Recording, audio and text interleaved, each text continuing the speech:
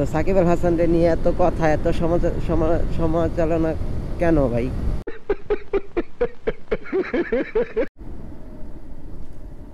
আসলে ইদানিং ফেসবুকে নিউজ ফিডে দেখতেছি সাকিব আল হাসানকে নিয়ে বেশি কথা হচ্ছিল। তো তো সাকিব আল হাসানকে নিয়ে এত কথা, এত সমালোচনা কেন ভাই?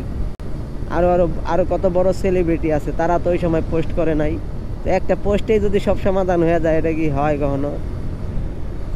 আর সাকিব আল হাসান যখন আন্দোলন হইলো তখন তো দেশের বাইরেই ছিল। সো সাকিব আল হাসানের কি দোষ?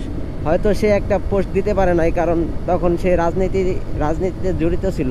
ওই কারণে হয়তো সে ওইভাবে পোস্ট দিতে পারে না। এমন তো না যে সে কারো গায়ে হাত তুলছে বা কাউকে মারছে, এমন তো না ভাই। সে একজন নির্দোষ।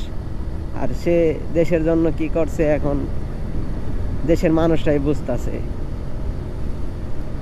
ভাই। সাকিব আল হাসান ছাড়া বাংলাদেশের ক্রিকেট টিম অচল বলতে ভাই, একদিন না একদিন তো সব খেলোয়াড়ই ভাই রিটায়ার্ড হয়ে যায়। তো এখনও আমরা চাই যে সাকিব আল হাসানকে একটা সুন্দরভাবে শেষ বিদায় দেওয়া হোক। এটাই আমাদের চাওয়া সাকিব আল হাসানের ফ্যান হিসেবে। তো অনেকে এই ভিডিওতে রিয়াক্ট দিবে, অনেকে অনেক কিছু কমেন্ট করবে। তো ভাই আমার যায় আসে যায় না, আপনারা যা ইচ্ছা তাই করতে পারেন, সমস্যা নেই। সাকিব আল হাসান আছে, থাকবে, সব সময় থাকবে।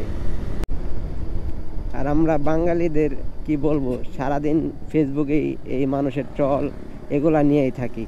কোনো কাজ নাই, নিজের জীবনের কোনো হতাশ নাই, নিজের জীবনের কোনো লক্ষ্য নাই, অন্যের জীবন নিয়ে পড়ে থাকি আমরা। এই হলো কথা, এই হলো বাঙালি। তো আশা করি সবাই বুঝতে পারছেন যে কথাগুলো বললাম। তো ভাই আগে নিজের চরকায় তেল দেন, পরে অন্যের বিষয় নিয়ে কথা বললেন। নিজের লাইফের কোনো টেনশন নাই, নিজের লাইফ নিয়ে আগে নিজের লাইফকে গুছান, তো পরে অন্যের লাইফে নিয়ে কথা বললেন আপনারা। সাকিব আল হাসান বাংলাদেশে না আসলেও সাকিবের কিছুই আসে যায় না, এত টাকা আছে। সো আমরা নিজের চিন্তা করি। সবাই ভালো থাকবেন, সুস্থ থাকবেন। আশা করি দেখা হবে নেক্সট কোনো ব্লগে। আল্লাহ হাফেজ।